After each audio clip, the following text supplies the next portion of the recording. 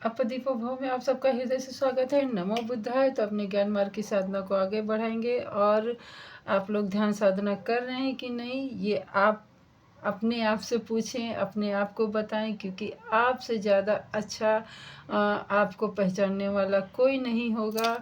और कमेंट करके ज़रूर बताएं तो मुझे भी अच्छा लगेगा। और जैसे कि कल हम बात कर रहे थे कि बुद्ध जी इन 3 साढ़े 3 महीने कहाँ रहते हैं, क्यों रहते हैं, कैसे रहते हैं। तो उसी को थोड़ा सा और उन पे मैंने विचार किया। और एक कोई मोदी जी करके हैं, उन्होंने ये मोदी नहीं, पीएमओ मोदी नहीं, दूसरे मोदी हैं। उन्होंने बुद्ध की जीवनी पे बहुत ही अच्छे से सीरियल बनाया है। उस सीरियल का 34 जो एपिसोड है, कल मैं वो देख रही थी। क्योंकि कभी कभी मन बहलाने के लिए हमें आधुनिकता का भी सहारा लेना पड़ सकता है। और हालांकि हूबहू तो उनके जीवन को नहीं उतारा है। जो भी त्रिपिटक की किताब में है, या फिर कहीं से सुना है, या उस प्रकार से बुद्ध जी के जीवन को बहुत ही खूबसूरती के साथ जो मोदी जी हैं, मैं पूरा नाम तो नहीं जानती, उसमें मोदी ही लिख के आया था, तो मैं बोल रही हूँ। तो उन्होंने बड़ी ही खूबसूरती के साथ उनके जीवन का रूपांतरण किया है। और जो 34 एपिसोड है, सच में हमारे मन को झिझोड़ दिया और सोचने पे मजबूर कर दिया कि जब सब कुछ, सारा ब्रह्मांड हमारे इस 3.5 हाथ की काया में समिटा हुआ है, फिर हम क्यों इधर उधर भटक रहे हैं, हम कौन से बहकावे में अपना जीवन नष्ट कर रहे हैं। तो हमें कहीं और ना जाके सिर्फ अपने अंदर झांकना है। अपने अंदर में बैठे हुए बहुत से लोग, जैसे कि काम, क्रोध, मद, लोभ, ईर्ष्या, द्वेष, घृणा, जलन और प्रतिस्पर्धा, घमंड, इस तरीके से बहुत सारे लोग हमारे इसी मन में रहते हैं, इसी मस्तिष्क में वास करते हैं। और जब जिसका जी आता है, हमारे इस मस्तिष्क पे बैठ के, हमारे मन पे काबू करके हमें उसी प्रकार से नचाता है। कभी आपने अवलोकन किया है अपने आप को?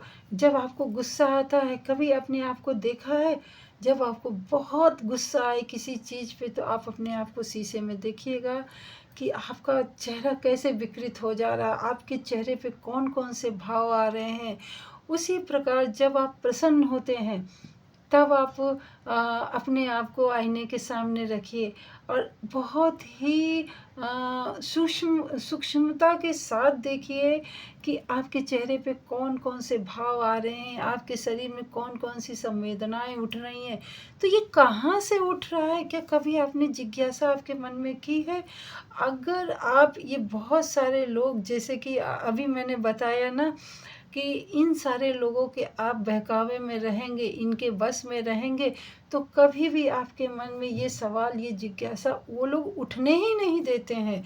क्योंकि वो आपके मन पे काबू किए रहते हैं, आपके मस्तिष्क को एकदम ऐसे पकड़ के रखते हैं, आपको बिल्कुल अलग से सोचने का मौका ही नहीं देते हैं।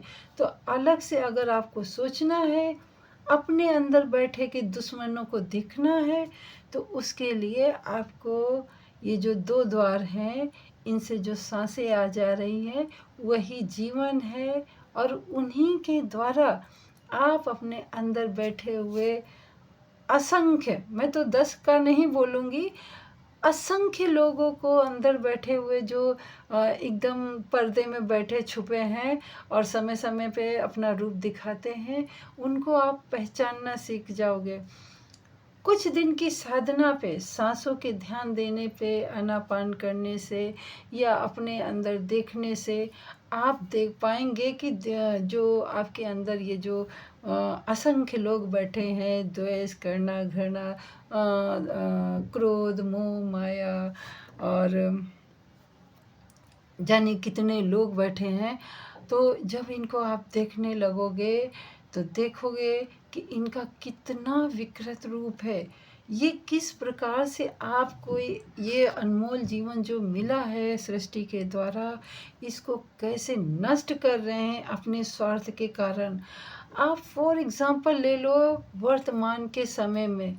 वर्तमान समय में क्या चल रहा है? आप सोशल मीडिया देख ही रहे होंगे कि कोई सरकार की बुराई करता है, कोई सरकार की बड़ाई करता है। पर सरकार क्या कर रही असली में, वो ना आपको पता है, ना जनता को पता है, किसी को कुछ नहीं। सब अंदाज़ा लगा रहे हैं।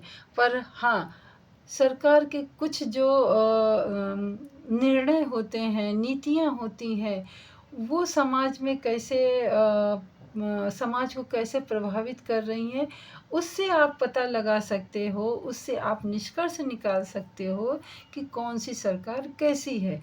तो ये केवल एक उदाहरण के लिए मतलब मोटा-मोटा मैंने बताया। बारीकी से अगर समझना है अपने आप को, अपने मन के भावों को, तो उसके लिए आपको ना चिंतन, ना मनन, ना कुछ भी नहीं करना है। बुद्ध जी का जितना सरल उपाय हो सकता है, अब तक की ज़िंदगी में, अब तक के अनुभव में मैंने दूसरा रास्ता नहीं पाया है। ये बिल्कुल अटल सत्य है। इनके जैसा सरल रास्ता शायद ही किसी ने बताया हो, वो मैं नहीं जानती। परंतु इनसे सरल रास्ता अपने आप को जानने का कोई नहीं हो सकता है। ना आपको एक फूटी कौड़ी खर्चा करनी पड़ती है, ना कोई संसाधन इकट्ठा करना पड़ता है। जो सांस आपको क्षण प्रति क्षण मिल रही है, जिस सांस के द्वारा आप हर कहीं भ्रमण कर रहे हैं, सिर्फ उसी को तो देखना है और क्या करना है। सिर्फ सांसों को ही देखते देखते आपको अपने आप को जानना है। और जो लोग बोलते हैं कि बुद्ध को बड़ी ही सरलता के साथ ये सब मिल गया होगा, तो यहाँ पे मैं उन लोगों को यही कहूँगी कि बहुत दुख लगा। आप अगर ऐसा सोचते हैं कि बुद्ध को ज्ञान बड़ी ही सरलता से मिल गया और जिस प्रकार उस एपिसोड में दिखाया गया है, ऐसा भी इतना सरल नहीं होगा, ऐसा मेरा मानना है। क्योंकि अगर आप बड़ी ही ईमानदारी के साथ ध्यान साधना करते हो, तो पाओगे कि आपके जो अंदर बैठे असंख्य लोग हैं, बुरे लोग उनको मैं बोलूँगी, और तो वो लोग किस प्रकार से नहीं भागते हैं, इतनी आसानी से नहीं भागते। उनको भगाने में आपको शायद 1 दिन, 2 दिन, 4 दिन, 4 महीने, 4 साल, 6 साल, 10 साल, 15 साल, और किसी को तो उनको पहचानने में और उनको भगाने में ही पूरा जीवन ख़त्म हो जाता है। परंतु हाँ, उन्होंने इस चीज़ को जाना, समझा और इस पर कार्य किया। ये यात्रा उनके अगले जन्म से शुरू होती है।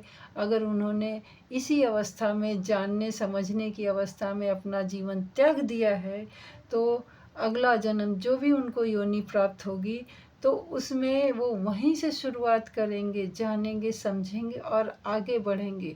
ये मैं इसलिए बोल रही हूँ क्योंकि ये मैंने अनुभव किया है अपने जीवन से। तो बुद्ध जी को ये मैं किसी और दिन ये अपने जीवन की घटना में बताऊंगी, परंतु यहाँ पे मैं यही कहूँगी, बुद्ध जी को ज्ञान इतनी सरलता से नहीं मिला होगा। ये मैं कोई प्रमाण तो नहीं है मेरे पास, परंतु ये मेरा विश्वास बोल रहा है कि उन्होंने बहुत कुछ सहा होगा, बहुत दुख तकलीफ़ सही होगी।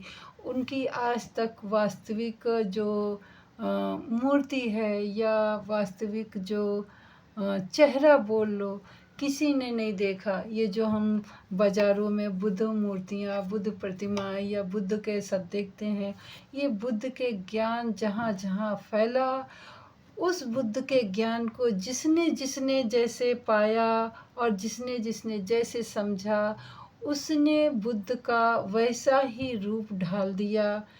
तो ये जो हमें बुद्ध दिखते हैं वो साक्षात वैसे नहीं थे जैसा उनका वास्तविक रूप होगा, जैसे वो पैदा हुए होंगे, जैसे वो जवान हुए होंगे, जैसे वो ज्ञान प्राप्त करके बूढ़े होके अपना शरीर त्यागे थे, वो वैसे बुद्ध नहीं है।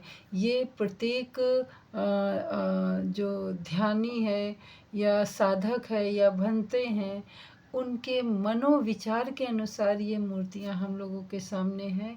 तो मैं फिर यही कहूँगी, आप बुद्ध की प्रतिमाओं पे मत ध्यान दीजिए, आप बुद्ध की पूजा पाठ पे मत ध्यान दीजिए। आप बुद्ध के सामने दिया जलाएंगे नहीं जलाएंगे कोई फ़र्क नहीं पड़ता। आप अपने घर में बुद्ध रखते हैं नहीं रखते हैं कोई फ़र्क नहीं पड़ता है। आप बुद्ध के विचारों को कितना मानते हो, आप बुद्ध के विचारों को कितना जानते हो, आप बुद्ध के विचारों पे कितना चलते हो, माने ये रखता है। तो बुद्ध को जानना, बुद्ध को मानना और बुद्ध को समझना और बुद्ध के ज्ञान के राह पे मार्ग पे चलना, ये 4 बातें बिल्कुल अलग हैं। 5वीं बात है बुद्ध को आत्मसात करना। बुद्ध यानी बुद्ध के ज्ञान, बुद्ध का मतलब ही है, और उन्होंने ये बात एक्सेप्ट भी की थी।